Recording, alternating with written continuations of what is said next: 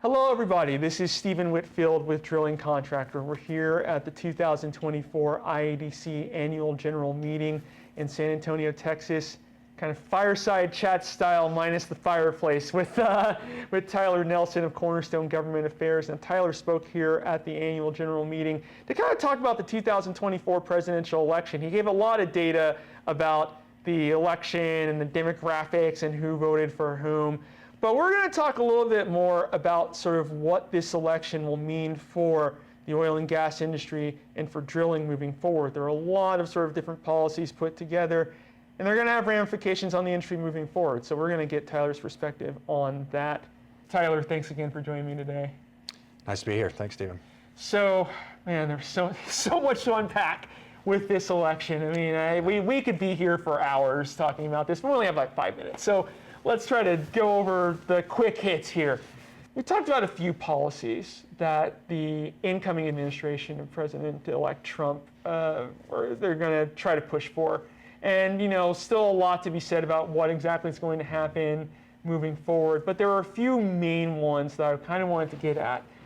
First one that got quite a bit of attention in the auditorium or in the hall a little bit earlier, was talking about tax reform. Now, you had mentioned that President Trump's tax cuts from his first term are set to expire in the coming term, and then there's going to be a lot going on with that. Can you tell us what we need to know about that? Yeah, at a high level, so the tax rates that President Trump passed in his first term will expire next year, and there's a lot that goes into that. But at a very high level, one of the things he really wants to attack and do is keep the corporate rates low, if not lower them. In his view, by doing that, you kind of free up people to invest more capital, whether it's a business and a household. You take that money, use it, invest in the business, save, pay down debt, do what they need to do to unleash the American economy. And in particular with corporate America, the more money that you have in your pocket, the more that you can go and invest. So another thing, everybody had questions here at this, and there's a lot that people want to know.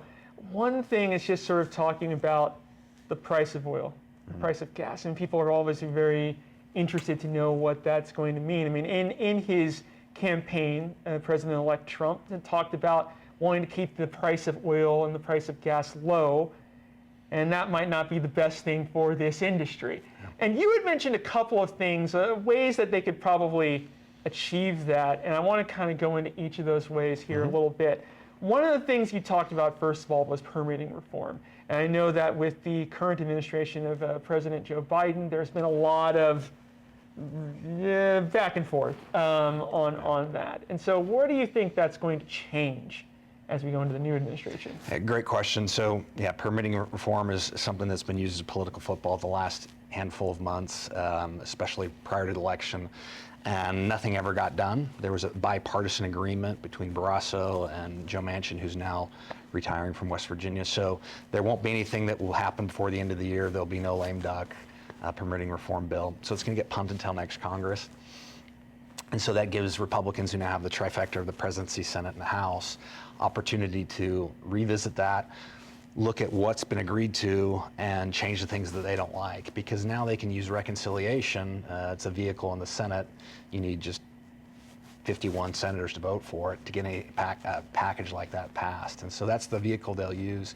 And in particular, some aspects of that permitting reform bill to help the industry is a lot of the regulatory, for lack of a better term, just red tape that a lot of the industry has to deal with, whether it's building a pipeline, a power plant, you name it.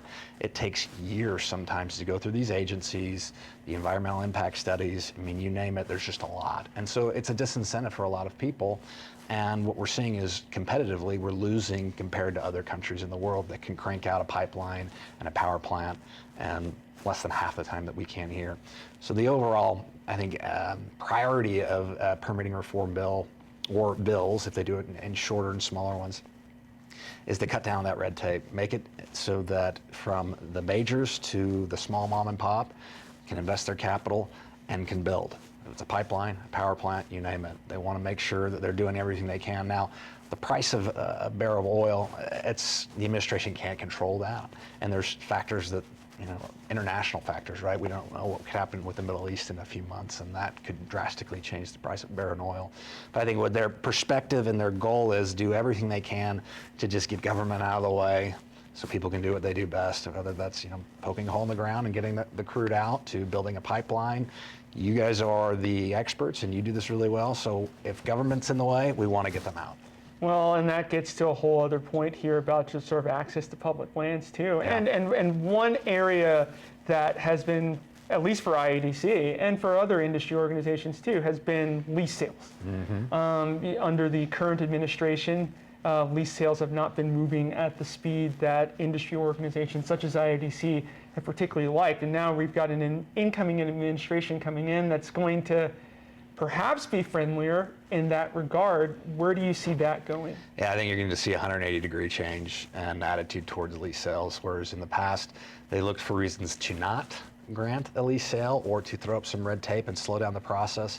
I think you're going to see the reverse, do everything in their power to get government out of the way and to increase the ability for private sector to go in and to drill, whether it's the Gulf, whether it's mainland, especially in the West. You have so much federal land that the government owns where there's lots of oil and gas, but they're just not accessible.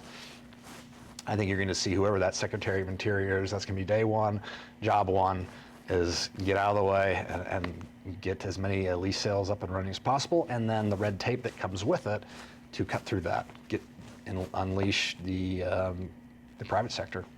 Of all the cabinet picks, that Interior Secretary might be the most interesting one for this industry, I would imagine. Yeah, very consequential. Oh boy, that's going to be pretty fascinating to see how everything goes. Tyler, thank you so much. I mean, there's so much to unpack with all this, and we're still going to be unpacking it for weeks and months and maybe even years. Who knows? So it's great to hear your thoughts. Thank you. Pop some popcorn. It's going to be interesting. And thank you for visiting Drilling Contractor.